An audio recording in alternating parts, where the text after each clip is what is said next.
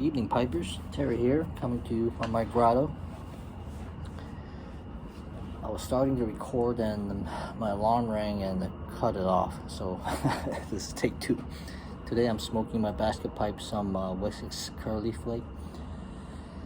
It comes in that big old log, you cut it, and when I rub it out, it tastes really good after it's dried sufficiently. Today I wanted to jump into the tumultuous Tuesday and didn't really have time to dry it, and now it's wet. It takes a lot of relighting, so it's burning my tongue, and right now it tastes a little ashy.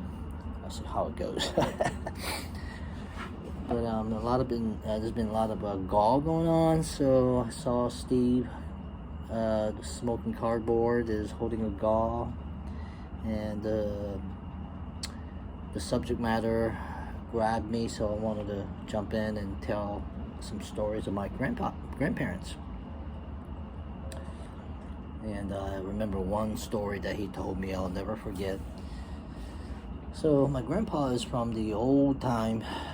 My grandma and grandpa passed away a long time ago, and he's from China, mainland China, to do business in Korea. Back then it was closest to North Korea. That's where he went, and he was of the Qin dynasty, where he had the front of the head shaved and then the long ponytail.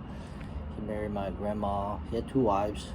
The second one, he got the big wife and the little wife, so he married a younger wife and took the family to North Korea to do some business, merchant.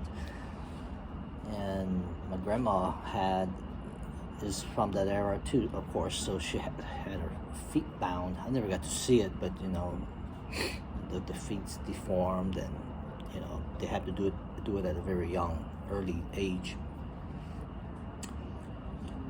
So back then my parents were working, and I had two older brothers, and I have one older brother, one older sister, and the grandparents were helping to take care of them, so they took them in. And when it was my turn to be taken over by my parents for some rearing, I went, and I was kind of rambunctious.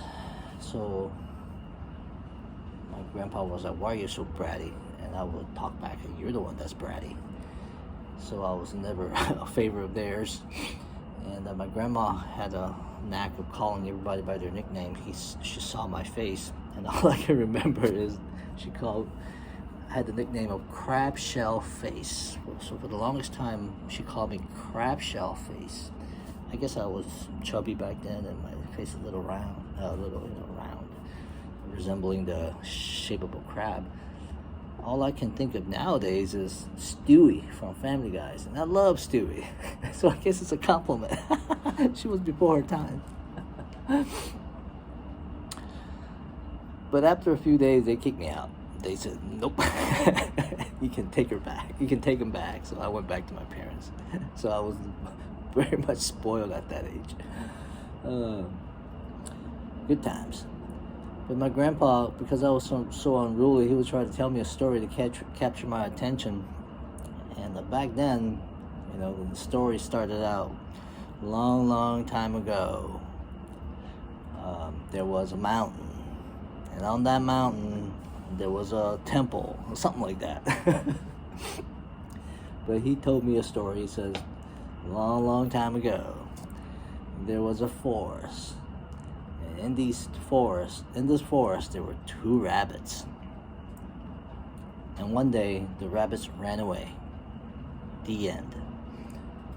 That's it.